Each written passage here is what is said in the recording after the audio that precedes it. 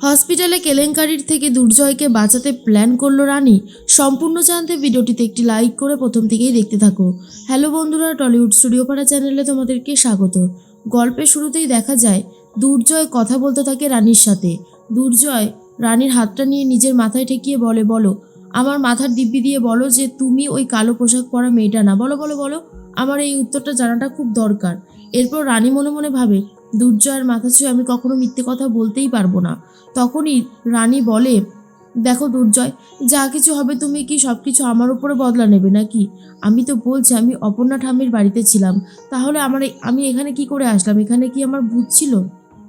দুর্জয় বলে, তাহলে তুমি এই কথাটাই আমার মাথা ছুঁয়ে বলতে পারলে না কেন রানী? রানী বলে, কারণ এই সমস্ত ছোটোখাটো বিষয়ে আমি এই সমস্ত মাথার দিব্যি টিব্বি দিতে পারবো না, আমার পক্ষে সম্ভব না। তাতে তুমি যাই বিশ্বাস করো না কেন আমার কিছু যায় আসে না।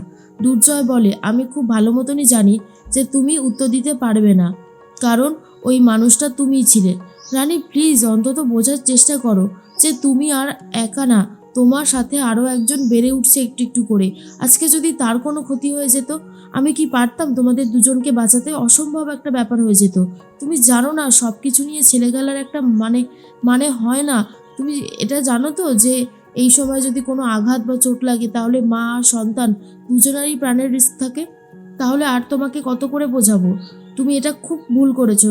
বলো কেন করলে এটা? রানী বলে, বিশ্বাস করো দুর্জয়, আমি সত্যি কিছু করিনি। কি যে জ্বালাতনে পড়লাম, তোমাকে যে কি করে বোঝাই। দুর্জয় বলে, আমাকে বোঝাতে হবে না, আমি সবটা বুঝতে পেরে গেছি, থাক, আমি বুঝতে চাই না।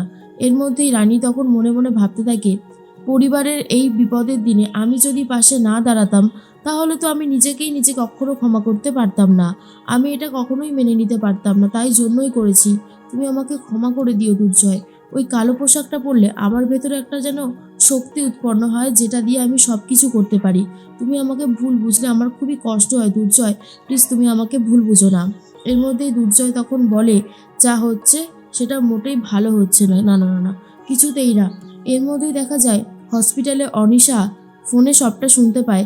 ডক্টর ঘোষাল কথা বলতে থাকে আর বলে, দেখুন দেখুন, এই যে এখানে এই সমস্ত ওষুধগুলো দরকারই ছিল না, যেগুলো ডক্টর দুর্জয় সেনগুপ্ত লিখেছে এখানে প্রেসক্রিপশানে। দেখুন, এই সমস্ত করে করে প্রায় পেশেন্ট পার্টির থেকে অনেক লাখ টাকা এক্সট্রা চার্জ করছে। যদিও পেশেন্ট পার্টির মেডিক্লেম করানো রয়েছে, কিন্তু টাকাটা তো কেউ না কেউ দিচ্ছে, তাই না? আপনারা ভালো করে এগুলো নোট করে নিন। রিপোর্টারদের দেখাতে থাকে যাতে এই রিপোর্টাররাই এই খবরটা সব জায়গায় ছড়িয়ে দিতে পারে। এর মধ্যে অনিশা চুপচাপ করে বসে বসে শুনছে। এদিকে ঘোষালবাবু বলে অনিশাকে, ম্যাডাম আমি কিন্তু সবটা করে দিয়েছি, এবারে আপনি শুনতে পেরেছেন তো? অনিশা বলে, আপনি তো একটা গন্ডগোল করেছেন। এই যে আপনি ওষুধের নামগুলো বলে দিলেন, ওষুধ বলেছেন এক্সট্রা, এক্ষেত্রে তো আমাদের দুর্জয়ের নাম যখন জড়াবে আমাদের নার্সিংহোমের নামও তো জড়িয়ে যাবে। এবারে যদি বলে দেয় দুর্জয় কথায় কথায় যে অনেক ওষুধ তো আমাদের এখান থেকেও নেওয়া হয়েছে, তখন তো আমরাও ফেঁসে যাব। কি বলতে চাইছেন বলুন তো আপনি এবারে? ঘোষালবাবু বলে, তাহলে এবার কি করব ম্যাডাম? আরে আমি তো ভাবলাম শহরের সবাই যখন এখন নিউ ইয়ার সেলিব্রেশন করতে ব্যস্ত, তখনই চারিদিকে এই খবরটা ছড়িয়ে দেব যে ডক্টর দুর্জয় সেনগুপ্তর মতো ডাক্তাররা সমাজের কলঙ্ক। এরপর অনিশা বলে, আপনি এক কাজ করুন, রিপোর্টারদেরকে নিয়ে আপনি আমার এখানে চলে আসুন, আমি ওদেরকে বুঝিয়ে বলছি কি কি করতে হবে। ঘোষালবাবু বলে, আচ্ছা ম্যাডাম, আপনি যেমনটা বলছেন তেমনটাই হবে। অন্যদিকে তখনই দুর্জয় মনে মনে ভাবে, রানী যেটা করছে সেটা বাড়াবাড়ি ছাড়া আর কিচ্ছু না। এর মধ্যে অনিশা ভাবে, দুর্জয় এবারে দেখ তোকে কিভাবে জব্দ করি। ভদ্রভাবে যখন তোকে বললাম কোনো কাজই হলো না, আশা করি এবার তোর কাজটা ভালোভাবে হয়ে যাবে। তুই এবারে শুধু আমার হবি, আমার। এর মধ্যে পিকনিকে তোড়জোড় শুরু হয়ে গেছে। শুক্লা তখন একা হাতে সব কিছু কাটাকুটি করছে। তখনই রানী এসে বলে, মা বলো আমায় কি করতে হবে, আমি সেগুলো করে দিই। তখনই শুক্লা বলে, খবরদার না, তুমি এখানে বসো। বিনুপুনু, তোমরা তোমাদের ছোট বৌদির ওপর নজর রাখবে তো, ও যেন কোনো কাজ না করে। রানী তখন বলে, ও মা, এইভাবে বসে থাকা যায়, আমি বরং বেগুনগুলো কেটে দিই। তখনই শুক্লা বলে, ওরে বাবারে, তুমি আবার নিচে বসে কাটবে নাকি?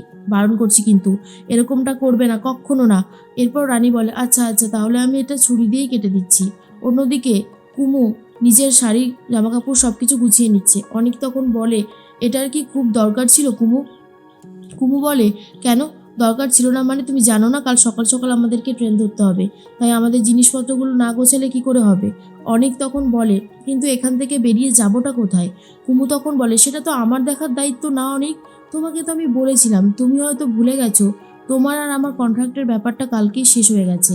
এখন এ সমস্ত ভেবে কি আর কোনো লাভ আছে? এর মধ্যে মাধুরী যাওয়ার সময় অনিক আর কুমুর চিৎকার চেঁচামেচি শুনে বুঝতে পারে কিছু একটা ঝামেলা হয়েছে। সাইডে দাঁড়িয়ে দাঁড়িয়ে সবটা শুনতে থাকে। অনিক বলে, দেখো আমার কাছে এত টাকা এখন নেই যে কলকাতা শহরে আমি আরও একটা বাড়ি কিনে থাকতে পারি। এখন উপায়টা কি তাহলে তুমি আমাকে বলে দাও। কুমু বলে, তুমি আমার কাছ থেকে আর কি চাইছো বলো তো, সেটা আমাকে বুঝিয়ে বলো। আমার এই বাড়ি থেকে দেওয়া সোনার হার বালাজোড়া সবটাই তো বিক্রি করে দিয়েছো। কালকে মা কথায় কথায় দেখতে চাইছিল, আমি কোনো মতন ব্যাপারটা এড়িয়ে গেছি। এবারে আর কি চাইছো তুমি, আমি তো বুঝতে পারছি না। অনিক তখন বলে, এই বাড়িতে থাকলে কিছু তো একটা ভবিষ্যৎ হবে নাকি? কুমু বলে, বাহ অনিক, তোমার এই বুদ্ধি আমি ভাবতেই পারছি না। তুমি এতটা একটা চিপ মেন্টালিটির ছেলে। আমি তোমার ওপর যেটুকু ভরসা করতাম, যেটুকু শ্রদ্ধা ছিল তোমার ওপর, সবটা তুমি নিজে হাতে শেষ করে দিলে। তুমি এখন এই বাড়ির সম্পত্তি নেওয়ার জন্য এখানে রয়েছো। অনেক তখন বলে, তুমি আমার এখনও স্ত্রী, তো স্ত্রীর বাড়ির সম্পত্তির অধিকারের ওপর আমারও কিছু অধিকার থাকতেই পারে, এটা এমন কি আর ব্যাপার, তাই না? মাধুরী এই সমস্ত কথা শুনে জাস্ট চমকে যাচ্ছে। অন্যদিকে পিঙ্কি বৌদি ফোন করে অনিশাকে বলে, অনিশা জানো আমাদের বাড়িতে ডাকাত পড়েছিল। অনিশা বলে, কি বলছো পিঙ্কি বৌদি? পিঙ্কি তখন বলে, হ্যাঁ, ওই কালো পোশাক পরা মানুষটা এসে আমাদের সবাইকে বাঁচিয়ে দিল। সত্যি, না হলে যে আমরা কি ফাঁসতাম। অনিশা বলে, এবারে তো ফাঁসতে চলেছে তোমার দেওর দুর্জয় সেনগুপ্ত। পিঙ্কি বৌদি বলে, এই অনিশা, আবার তুমি কি করতে চাইছো বলো তো? অনিশা তখন বলে, করতে তো চাইছি অনেক কিছুই, সবটা সামনে আসুক তারপরেই বলবো। পিঙ্কি বৌদি বলে, কিন্তু এবারে কি আবার বাড়াবাড়ি করে ফেলছো? অনিশা বলে, কোনো বাড়াবাড়ি না, যা হবে এবারে সবটা ঠিকঠাকভাবেই হবে, চিন্তা করো না।